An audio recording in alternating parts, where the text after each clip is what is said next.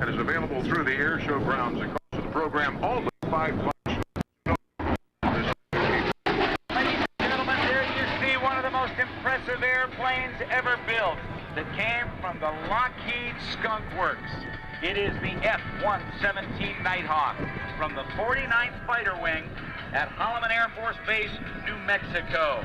This is the airplane that first saw actual combat over Panama and then performed amazingly ably in the Gulf War in 1991, flying the first of the missions over Baghdad, knocking out enemy radar defenses and command control centers and escaping undetected. The Stealth Fighter is one of the most sophisticated airplanes ever built. It's revolutionized air warfare, and it operated under total secrecy. But in 1991, when it was deployed to the Gulf War, it proved itself more than up to the task. The stealth technology combines a unique shape which reduces what's known as the radar signature of the aircraft. As radar waves are being sent out from a radar transmitter, some of those waves strike an object and are reflected back into the receiving antenna. In the case of the Stealth Fighter, all the angles on this aircraft, as you see it, as it does its 2003 Vectren Dayton Airshow presented by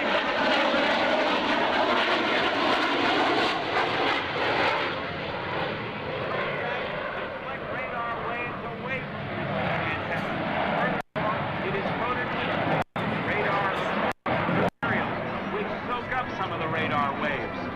So that is one of the things that makes this radar signature of the Stealth Fighter so very, very small. It is just about the size of a seagull. A 3-ton panel truck will have a radar signature of approximately, if you were to look at it on a radar screen, approximately the size of a quarter.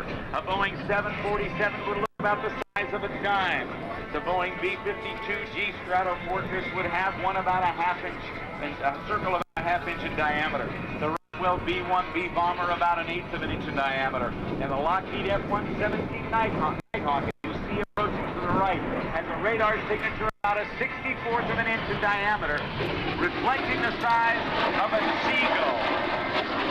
As a matter of fact, all of the F-117 Nighthawk put together would actually have the radar signature the size of that of a B-52 bomber.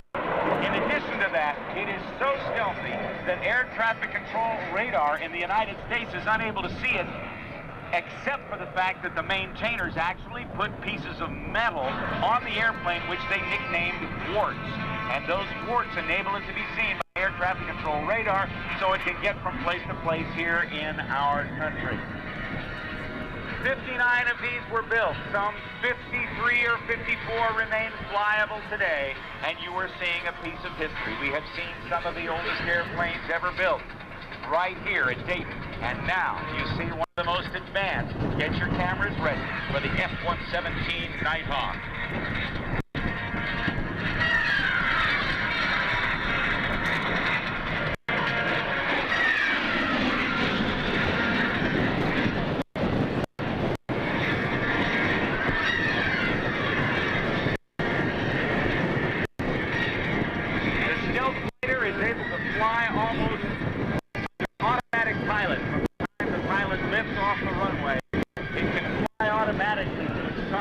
Where the pilot will then deploy the weapon. It can carry 2 weapons in its weapons bay, and for the 2.5 seconds that it takes to deploy the weapons, that is, the door to open up, to deploy the weapons and have the door closed, during those 2.5 seconds over the target, the F-117 becomes totally visible to enemy radar, but at that point,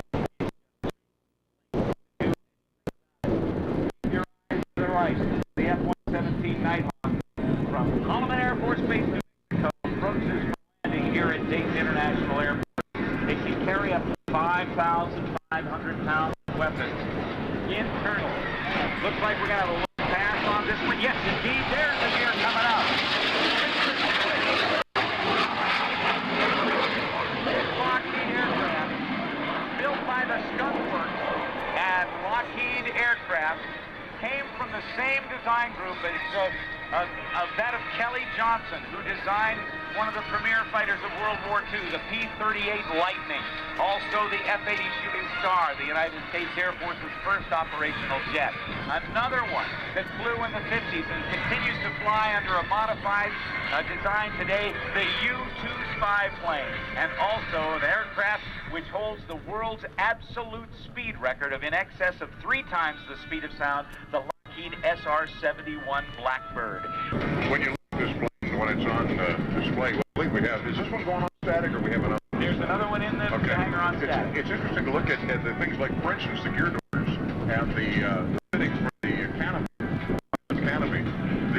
Even the canopy made up the aircraft, the gear doors made up in the aircraft, it's all jagged. It does not give a good reflection. The seams can give reflections, and this just makes it that much tougher for radar to pick up anything on this plane. Now, coming out of that is what is known as a drogue chute.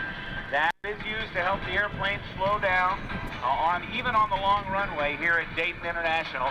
That'll be jettisoned and then repacked by the maintainers.